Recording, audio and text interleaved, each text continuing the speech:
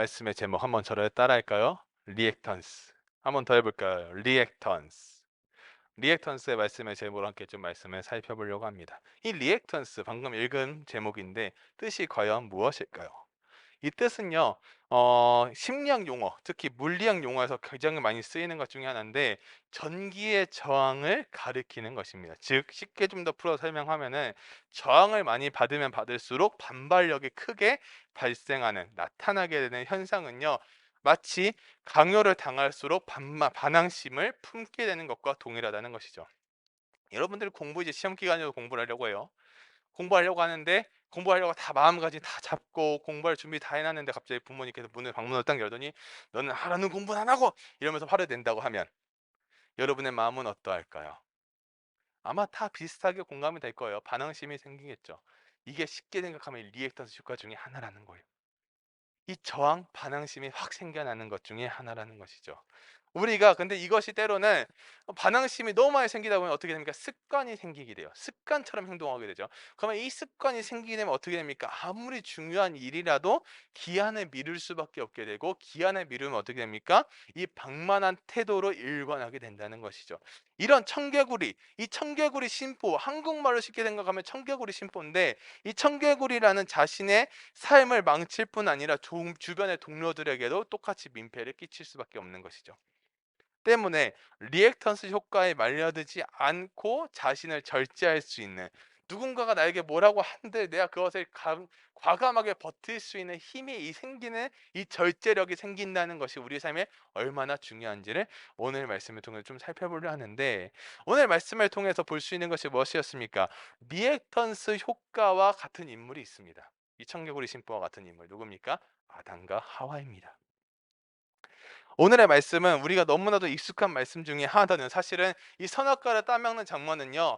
웬만한 초신자뿐 아니라 웬만한 교회 다니는 사람들에게는 익숙한 말씀 중에 하나가 바로 이 선악과를 따먹는 사건입니다. 단순히 선악과만 따먹은 것이 아니라 그렇게 될 수밖에 없었던 과정을 좀 살펴보길 원하는데요. 하나님께서는 오늘의 본문 앞에 나와 있는 2장 16절에서 17절의 말씀을 통해서 이렇게 나와 있습니다. 한번 제가 읽어 드릴게요. 여호와 하나님이 그 사람에게 명하여 이르시되 동산 각종 나무의 열매는 네가 임의로 먹되 선악을 알게 하는 나무의 열매는 먹지 말라. 네가 먹는 날에는 어떻게 하라고요? 반드시 죽으니라 하시니라. 애초에 하나님께서 말씀하신 것이 무엇입니까?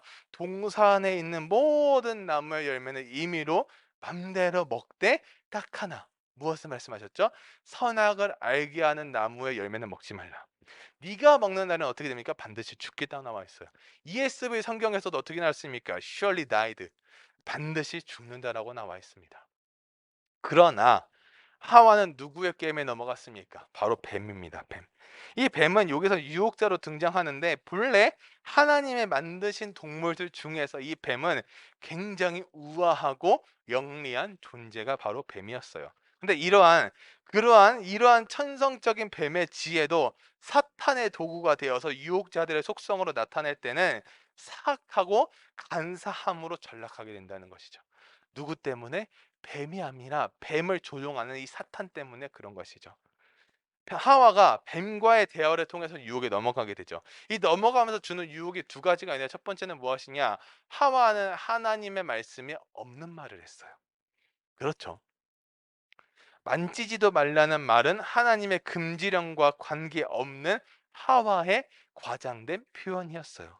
먹지 말라 하셨지 언제 만지지 말라 하셨을까요? 두 번째는 무엇입니까? 하와는 하나님의 말씀을 어떻게 했습니까? 약화시켰어요. 즉 죽을까 하노라라는 하와의 말은요.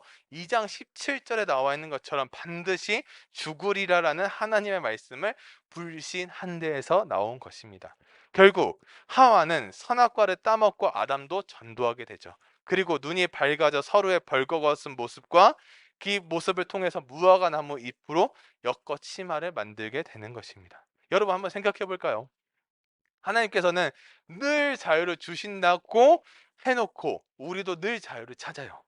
근데 우리가 생각하는 자유, 하나님께서 주시는 이 자유는 같은 개념일까요? 분명히 말하지만 다르다는 거예요. 과연 하와의 모습 속에서도 절제되지 못한 모습도 있겠지만 우리는요, 우리가 생각해야 될 것은 무엇입니까? 우리 스스로에게 절제되지 못한 정직하지 못한 모습도, 하와의 모습도 다 볼 수가 있다는 거예요. 솔직하게 하나님께 한번 여쭤보면 되지만 자신의 생각대로 이 생각의 틀에 갇혀서 그것을 가지고 어떻게 했습니까? 뱀과 대화를 시도한 것이죠. 이영표 선수가 쓴 생각이 내가 된다라는 책을 보니까 이 한 예를 이렇게 적어놨어요. 한번 들어보세요. 읽어드릴게요. 2017년 미국에서 있었던 LGPA 메이저 대회인 이제 여자 챔피언십 골프 대회죠. 골프 대회에서 박인비 선수가 우승을 차지해 세계 랭킹 1위 18세 리디아고를 2위로 밀어냈습니다. 당시 전 세계 모든 골프 관련 기사는 박인비 선수의 이야기로 가득 차 있었지만 이영표 선수를 사로잡은 것은 54대회 연속 컷 탈락을 당하지 않았던 리디아고의 2라운드 컷 탈락 소식이었습니다. 13번 홀에서 어드레스 자세에 들어간 직후 공이 스스로 조금 움직였으며 본인 이외에 아무도 모르는 상황이었지만 자진 신고에 벌타 하나를 받았습니다. 결국 1타 차이로 컷 탈락이 되고 만 것입니다. 만약 스스로 정직하지 않았더라면 55대회 연속이라는 새로운 기록과 함께 계속해서 경기에 나갈 수 있었을 것입니다. 여기서 말하는 정직이 무엇이었습니까? 자신의 승부에, 자신의 성적에 목숨을 걸었다면 아무도 보지 못했던 그 공의 움직임을 아무도 모르게 모른 척하고 슬쩍 넘길 수도 있었겠죠. 정직은요, 어떤 의미에서 선택이며, 그리고 우리의 선택은 곧 어떻게 됩니까? 우리의 인격이 된다는 것이에요. 이것을 어느 책에서 봤었어요. 그런 말을 보면서 제가 굉장히 많이 공감이 됐어요. 즉, 자신의 마음을 정직하게 나아가야 된다는 것은요, 절제의 의미도 있고, 아무도 모르니까와 같은 하와의 마음, 즉, 결국에는 절제하지 못한 것과 더불어 정직하지 못한 모습도 볼 수 있는 것입니다. 뱀의 유혹에 넘어간 하와를 보면서 여러분은 어떠한 마음에 드십니까? 뱀이 계속 유혹합니다. 너희는 절대 죽지 않아. 너희 눈이 밝아도 어떻게 된다고요? 하나님처럼 된다고요. 즉 사람은요, 신앙생활 하면서 무엇처럼 되고 싶습니까? 하나님처럼 되고 싶어하는 마음들이 커요. 왜 그럴까요? 그것이 바로 사람의 죄성, 본성이 담겨져 있기 때문입니다. 더 높은 곳으로 올라가고 싶고요. 더 좋은 곳으로 올라가고 싶고요. 더 좋은 곳에 안착하고 싶은 게 사람 마음 아닐까요? 하나님처럼 된다는 것은 얼마나 여러분에게 유혹을 줄까요? 우리에게 유혹을 줄까요? 그래서 등장한 것이 바로 이단이에요. 그러나 여기서 우리가 관심 있게 봐야 할 것은 무엇입니까? 사람의 범죄와 그로 인한 세상의 타락의 역사를 보여주는 것은요, 하나님께서 얼마나 우리를 사랑하시는지를 보여주십니다. 왜 그럴까요? 애초에 반드시 죽으리라고 하고 그 말씀하신 하나님의 말씀에 그렇게 선악과를 먹은 아담과 하와를 죽이지 않으시고 영원히 살 수 없는 벌도 주시고 고된 일을 하거나 임신하는 고통을 주셨죠. 많은 사람들은 자유를 원합니다. 그러나 이 자유를 박탈시킨 사람은 누굽니까? 인간이었어요. 사람이었죠. 뱀이 하와를 유혹한 것은 하나님처럼 된다는 거였어요. 죄를 짓게 만든 것이죠. 그 안에 내포하고 있는 것은 가장 큰 것은 무엇이었습니까? 자유예요. 네가 원하는 대로 할 수 있어. 하나님처럼 되면 네가 원하는 대로 다 할 수 있어. 그게 바로 인간, 사람을 유혹하는 뱀의 유혹이었어요. 많은 사람들이 진짜 자유를 누리고 싶고 내가 하고 싶은 대로 하고 싶고 아무도 나를 건드리지 않았으면 좋겠다고 생각할 때가 많아요. 진짜 인간의 자유와 행복은요, 하나님의 말씀을 순종하는 것에부터 시작된다는 거예요. 흔히 자유로 가면 규범을 벗어나는 그런 일이라고 생각할 수 있겠지만 참된 자유는 어떠한 질서, 하나님께서 주신 질서와 건의 안에서 머무른 것입니다. 하나님의 법에 순종하며 살 때의 모든 그 좋은 것을 다 누렸던 아담과 하와는 이제는 선악을 알게 하는 나무가 인간을 시험하기 위한 것이냐는 질문에 저는 분명히 말합니다. 아니라는 거예요. 즉 선악을 알게 하는 나무의 가장 큰 열매의 목적은 무엇이었습니까? 두 가지의 목적을 볼 수 있는데 첫 번째는 PPT가 좀 잘못됐는데 첫 번째는 하나님과 인간의 관계였고 두 번째는 하나님을 사랑하고 교제하는 방편으로 주신 것이었어요. 하나님과 인간의 관계를 두시고 하나님을 사랑하고 교제하는 방편으로 두신 것을 인간은 어떻게 했습니까? 스스로 그 유혹에 넘어가 스스로 하나님처럼 될 수 있다는 착각 속에 빠져서 그 모든 것을 다 밀어버린 거예요. 아담과 하와 결국에는 죄를 지었어요. 죄는요, 여러분 쉽게 생각할 수 있어요.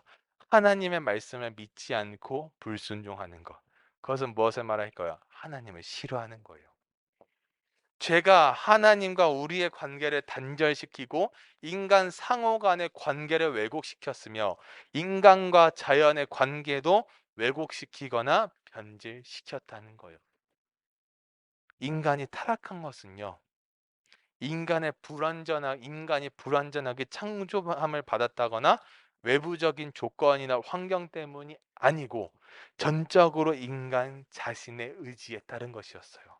하와가 그렇게 행동했던 것처럼 하나님은 분명히 말씀하셨죠. 그러나 그것을 따르지 않는 사람은 누구였습니까? 우리 자신이었다는 거예요.